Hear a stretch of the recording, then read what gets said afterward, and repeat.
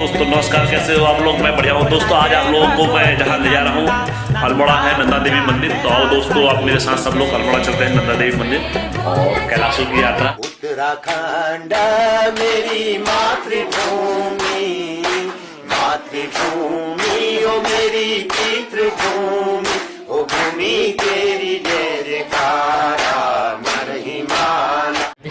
आओ दोस्तों मेरे साथ। सबसे पहले नंदा देवी हल्द्वानी से अपनी गाड़ी बुक करके भी जा सकते हो। पहले रास्ते में जोलीकोट आएगा, भवाली आएगा, भवाली के बाद कैची धाम आएगा, कैची धाम के बाद सीधा गर्म पानी आएगा, खैर आएगा, फिर अल्मोड़ा आएगा। दोस्तों आओ मैं लोग सुनाता हूँ। सबसे पहले मैं कुमाऊँ और गढ़वाल की देवी है माता का मैं आह्वान करता हूँ और माता से कहता हूँ हमारी जीवा में आए और विराजमान हुई माता। और माता रानी मुझे इतनी शक्ति देना कि मैं तुम्हारी लीला का बखान कर सकूँ। और दोस्तों मेरी यह कहानी सुनाने का मकसद सिर्फ एक ही है कि हमारे जो कुमाऊँ के देवी देवता लोग हैं और जो हमारे कुमाऊँ की संस्कृति है, हम उसे आगे बढ़ाएं और किसी तरह भी अपने देवी देवताओं को आगे लाने का हमारा प्रयास है, क्योंकि जो हमारी आने वाली नई पीढ़ी है वो हमारी संस्कृति को भूलते हुए जा रही है। तो दोस्तों आओ, सबसे पहले मैं एक श्लोक के माध्यम से सभी इष्टों को याद कर देता हूँ और माता रानी को अपनी श्रद्धा लगा देता हूँ। बुद्धि विनायक विघ्न अविनाशी रिद्धि सिद्धि गजाननाय, शिव गिरजा के लाल गणपति करिए सब अपराध क्षमा, गुरु के चरण कमल पर सर रख कर कमलापति का ध्यान करे, पिया सुरसरी देवी नंदा का गुण ज्ञान करे, देवी नंदा का गुण ज्ञान करे। तो दोस्तों आओ, मैं जो कुमाऊँ और गढ़वाल की जो प्रसिद्ध देवी माता है नंदा देवी, मैं उनकी कथा आप लोगों को सुनाने जा रहा हूँ।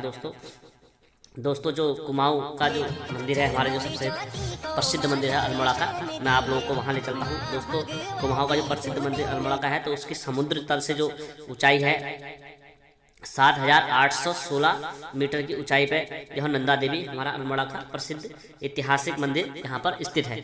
दोस्तों जो मंदिर का इतिहास है वो 1000 ईसा पूर्व से भी ज़्यादा का है। दोस्तों नंदा देवी मंदिर की जो प्राचीन काल से ही जो हमारे ग्रंथ हैं, पुराण है, स्कंद पुराण है, सब में इसका उल्लेख मिलता है और कई ग्रंथों में इनके अलग अलग जो कथाएं मिलती हैं, लेकिन जो सब कथाओं का जो सार आता है, सबका निचोड़ आता है, वो एक ही जगह पर आके केंद्र बिंदु पर आके सारी कथाओं का निचोड़ आता है।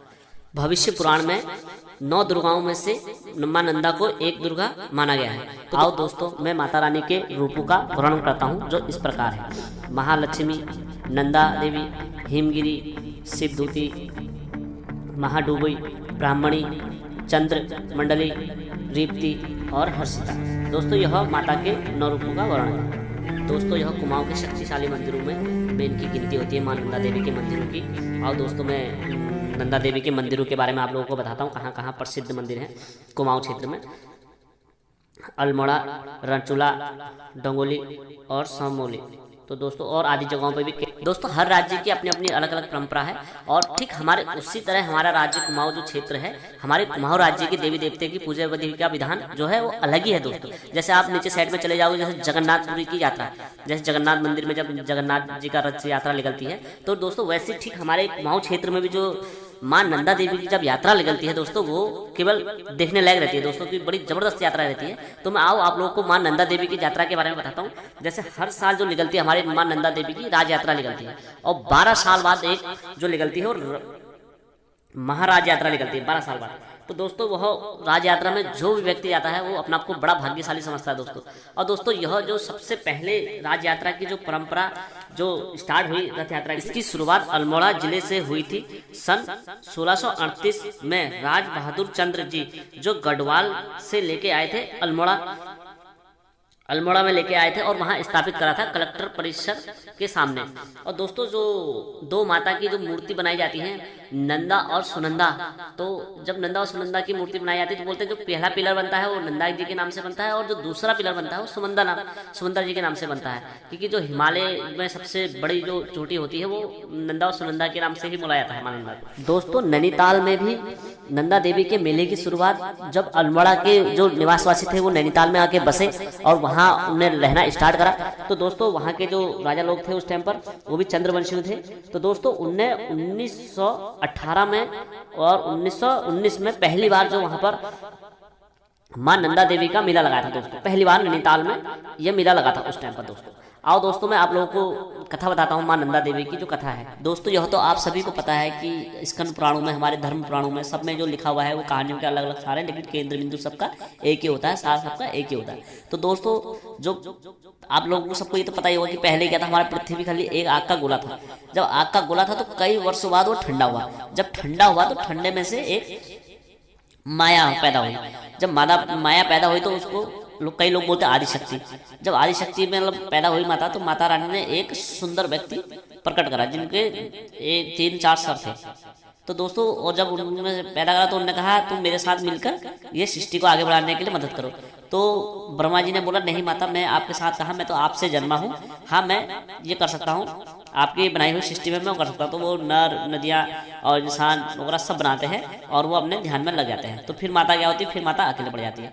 फिर माता एक सुंदर व्यक्ति को और बनाती है जो विष्णु जी होते हैं। विष्णु जी को बनाते हैं तो विष्णु जी भी कहते हैं माता मैं भी दुनिया बनाने में तुम्हारा सहयोग करूंगा, पालन करूंगा, सृष्टि का करता बनूंगा और आप करो। तो माता रानी फिर अकेले पड़ जाती है। तो फिर माता रानी रुद्र जी को बनाती है माता रानी। तो जब रुद्र जी को बनाती है माता रानी, तो रुद्र जी जब प्रकट होते हैं तो माता रानी वो भी कहते हैं इस जन्म में मैं भी माता जोगी का रूप बनूंगा और आप में और आपका मेरा नहीं हो सकता मेरा। तो बोला जाता है माता रानी, तो रुद्र जी उनकी समस्या का निष्कारण कर देते हैं कि कहते हैं आप यह शरीर को त्यागो, और जब आप यह शरीर को त्यागोगे तब जब अगले जन्म में आप आओगे तो मैं भी अगला जन्म लूंगा, तब उसमें हम विवाह करेंगे और तब जाके सृष्टि को बसाने का कार्यक्रम करेंगे। तो माता रानी बोलते हैं उस टाइम पर अपना शरीर त्याग देती है। जो आधा शरीर जो माता रानी त्यागती है अपना, तो वो पहाड़ों में बन जाते हैं, ऊपर पहाड़ क्षेत्र बन जाते हैं, और जो नीचे साइड का जो शरीर त्यागती है माता रानी वो ये भूमि बन जाती है, प्लेन साइड की भूमि बन जाती है, मर्तस्थली बोलते हैं उसे। तो मर्तस्थली बन जाती है दोस्तों। तो दोस्तों जब अगला जन्म लेती है माता रानी तो हिमालय राज्य के वहाँ ले लेती है जब हिमालय राज्य के वहाँ माता रानी जन्म ले लेती है। और उसके बाद दोस्तों शिव जी भी कैलाश में जन्म ले लेते हैं, और शिव जी जन्म लेने के बाद तपस्या में लग जाते हैं। सभी देवी देवता उनसे जलने लग जाते हैं कि यार ये सारी शक्ति तो शिव जी के पास ही चले जाएंगे, तपस्या में रहते हैं। तो नारद जी को भेजते हैं, नारद जी तुम जाओ वहाँ से और शिव जी की तपस्या भंग करो। तो नारद जी वहाँ पहुँचते हैं और नारायण नारायण करके शिव जी की तपस्या भंग कर देते हैं। तो शिव जी को क्रोध आता है तो नारद जी बना भी लेते हैं। तो शिव जी से बोलते, शिव जी कहते हैं आपको क्या चाहिए देवर्षि नारद? तो कहते हैं मुझे भिक्षा चाहिए। तो जैसे वो भिक्षा देते कहते हैं मैं भिक्षा लूंगा ही नहीं आपके हाथ से, क्योंकि आपकी शादी नहीं हो रखी है। तो शिव जी कहते हैं आप मेरे लिए लड़की देखो फिर। तो फिर नारद जी कहते हैं ठीक है दोस्तों। फिर नारद जी उनके लिए लड़की देखते हैं। तो दोस्तों नारद जी मैना के पास और राजा हिमालय जी के पास जाते हैं और उनसे निवेदन करते हैं कि आप आपकी पुत्री शिव जी के साथ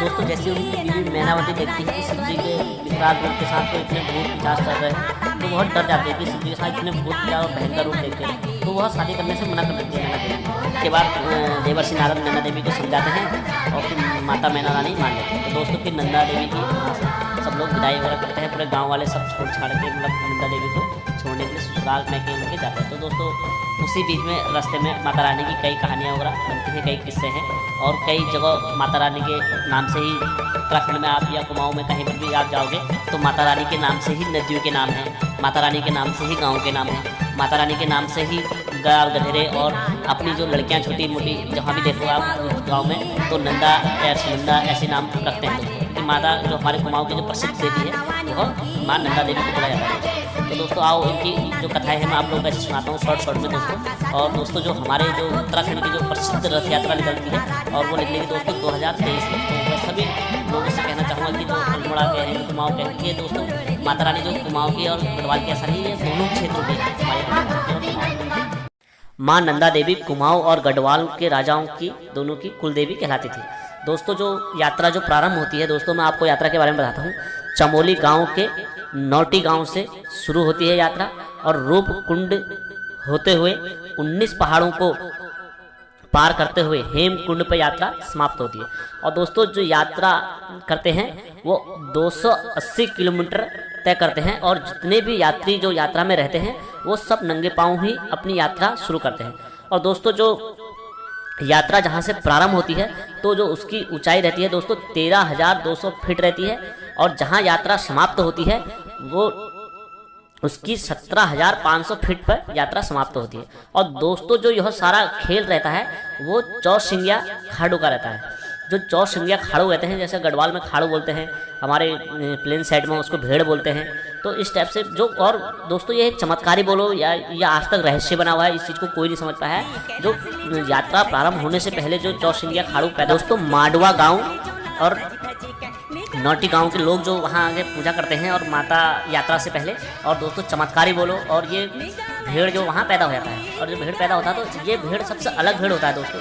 इस भेड़ के 2 सींग रहते हैं, 4 सींग रहते हैं दोस्तों, और 4 सींग रहते हैं और भेड़ों के नहीं रहते हैं। ये रहस्य बना हुआ है आज तक दोस्तों। तो यात्रा फिर वहाँ से प्रारंभ होती है माता रानी। दोस्तों कथा का सार हमारे पहाड़ी लोकगीतों में और जागरों में हमें सुनने को मिलता है माँ नंदा देवी का, और मैं आप लोगों को वही बताता हूँ दोस्तों। जब माता रानी की विदाई हो जाती है, माता रानी अपने वहाँ चले जाती है, शिव जी के साथ अपने घर चले जाती है, तो उसके बाद माता रानी को यहाँ मैके से कोई लेने नहीं आता है वहाँ। तो माता रानी को काफ़ी उद्वेग लग जाता है और रोष लग जाता है, माता रानी का दोष बोलते हैं। तो इस चक्कर में वहाँ हमारे जो इधर साइड में होता है, साइड में इधर अकाल पड़ जाता है पूरा, कोई बारिश वगैरह कुछ नहीं होता। तो वहाँ के भी इतने साधु लोगों को बुलाते हैं, क्या हुआ करके कोई नहीं बताता। तो कोई तपस्या अच्छे थे तो उन लोगों ने बताया कि आपकी पुत्री का दोष लगा हुआ है। तो फिर वहाँ के लोग कहते हैं हाँ यार, नंदा को हमने काफ़ी टाइम से बुलाया नहीं है। तो वो 2 मक्खियों को भेजते हैं वहाँ, क्योंकि किसी को कैलाश जाने का रास्ता पता नहीं था। तो जो 2 मक्खियाँ जाती हैं वहाँ पर, तो शिव जी को जब पता चलता है कि वहाँ से आए हैं, तो शिव जी कहते हैं आज के बाद तुम अपने मैके जा सकते हो, और साल में हर साल में चले जा सकते हो, और 12 साल में तुम एक बार अपने बल खल के साथ, पूरे दल बल के साथ तुम जा सकते हो। तो लेकिन जब जाओगे तो तुम बरसात जब खत्म होगी तो उससे पहले पहले आप वापस आ जाना यहाँ पर, माता रानी को बोलते हैं। तो माता रानी खुशी खुशी अपने मैके चले जाती है, और जब वहाँ पहुँचती है तो फिर उसके बाद बरसात वगैरह सब प्रारंभ हो जाती है दोस्तों। तो जब माता रानी प्रारंभ हो जाती है तो माता रानी अपने वहाँ घर पर रहती है। उसके बाद माता रानी को जब वापस भेजते हैं तो रास्ते में जो गाँव पड़ते हैं खड़ुआ बधान, काफ़ी माता रानी की वहाँ पर सेवा वगैरह करते हैं। उसके बाद माता रानी आगे को निकलते हैं, माता रानी को आगे को ले आते हैं। तो नैनी गांव पड़ता है, नैनी गांव में भी काफ़ी वहाँ के जो नैनवाल लोग होते हैं माता रानी की काफ़ी सेवा वगैरह करते हैं। माता रानी उनकी भक्ति भाव से भी काफ़ी प्रसन्न होती है दोस्तों। फिर उसके बाद माता रानी को नौटी गाँव में ले आया जाता है। तो नौटी के लोगों की सेवा भाव और भक्ति भाव से काफ़ी माता रानी प्रसन्न हो जाती है। तो फिर वहाँ के लोगों को वरदान देती है माता रानी कि मैं जो यहाँ कहलाऊंगी राज राजेश्वरी नाम से पूजी जाऊँगी। तो माता रानी को फिर वहाँ के जो लोग पूछते हैं राज राजेश्वरी नाम से पूछते हैं। तो दोस्तों माता रानी को वहाँ से आगे आती है माता रानी। तो कासवा गाँव है, तो कासवा गाँव के जो लोगों की कारीगरी से माता रानी काफ़ी खुश हो जाती है वहाँ के लोगों की। तो वहाँ की कारीगरों को कहती है कि आज से बाद जो मुझे छतरी चढ़ेगी वो यहीं की चढ़ेगी, और कहती भविष्य में यहाँ पर एक चौसिंगा नाम का खड़ाऊ भेजूंगी मैं, और उसको जहाँ तक तुम्हें दिखेगा वहाँ तक उसे छोड़ना, उसके बाद वो खुद चला जाएगा। वो पढ़ते रहते हैं रास्ते में, जैसे सेमो हो गया, सितोली हो गया, कोटी हो गया, भगवती हो गया, बनोली हो गया, कुशीरी हो गया, बाधान हो गया, देश छोटी हो गया, नंदकेश्वर हो गया, फलितिबाद हो गया, दोली वाणी हो गया, गौर टोली हो गया, और पाताल नौलेश्वर हो गया, शीला समुद्र होते हुए जोली धार तक माता रानी को लेकर आते हैं। दोस्तों एक जगह नंदा देवी को पानी की प्यास लग जाती है, तो माता रानी भोलेनाथ से कहती है मुझे पानी पीना है। तो शिव जी वहाँ त्रिशूल मारते हैं ज़मीन पर, तो पानी निकल जाता है ज़मीन से, तो पानी छाला हो जाता है। तो छाले में शिव जी नंदा देवी की तस्वीर देखते हैं, तो वो उस कुंड का नाम रूप कुंड पड़ जाता है। तो रूप कुंड से यात्रा शुरू हो जाती है, उसके बाद वो हेम कुंड पर जाके यात्रा समाप्त हो जाती है। तो दोस्तों मैं आशा करता हूँ मेरी कहानी आप लोगों को अच्छी लगी होगी दोस्तों, और मेरे इस पहाड़ की संस्कृति को आप लोग सब आगे बढ़ाओगे, बस यही आशा करता हूँ। और दोस्तों मेरे चैनल को लाइक और सब्सक्राइब सभी दोस्तों करना, और धन्यवाद दोस्तों। वीडियो थोड़ी लंबी हो गई, लेकिन दोस्तों मैंने पूरा प्रयास करा है कि आपको नंदा देवी की पूरी कहानी इसी वीडियो में मैं सुनाऊंगा।